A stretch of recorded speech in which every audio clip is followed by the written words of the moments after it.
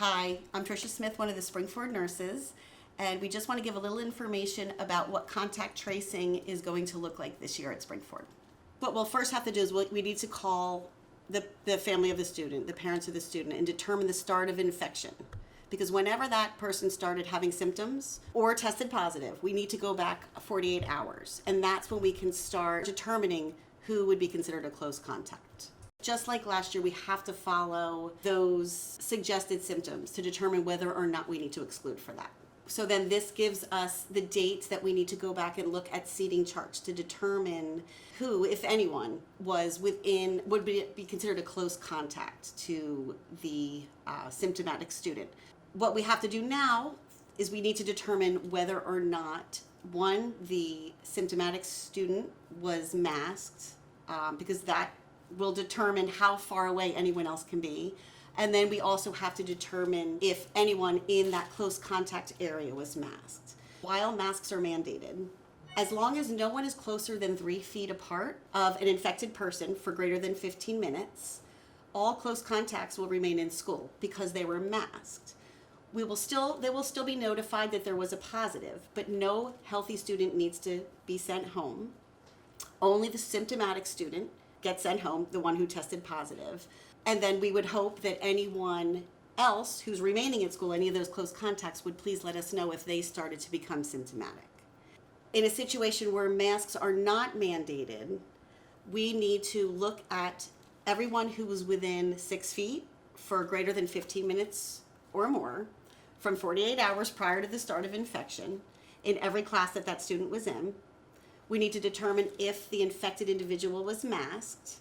If he was not, everybody within that 6 feet must quarantine for 7 to 10 days, whether or not they wore a mask, because the infected person did not have one on. The only exemption for that is if one of those close contacts was vaccinated.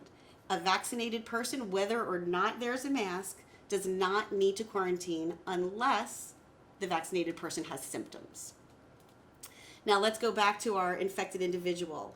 If the infected student was wearing a mask, close contacts with masks can remain in school as long as they were 3 feet away, but any close contacts that did not wear masks need to be excluded within those 6 feet. So when masks are mandated, the process of contact tracing is more complex, and that is where we strongly encourage parents to let us know whether or not the intention is for your student to be masked. We can mark our seating charts that way, and it makes the process of determining who's masked, who's not, who we have to look at 3 feet versus 6 feet much more efficient, which allows us to reach out to all of the public and to notify people of positives and close contacts in a much more timely fashion.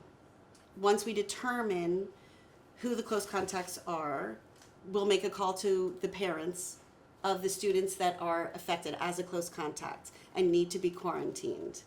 Whether it's due to proximity or whether it's due to the fact that masks were not being consistently worn, there is the potential for the spread of infection, and thus the health department is requiring us to start the quarantine process. We will continue to follow up with emails with all the details from our COVID liaisons. But again, these things will take a little bit more time as we have more factors to look into this year.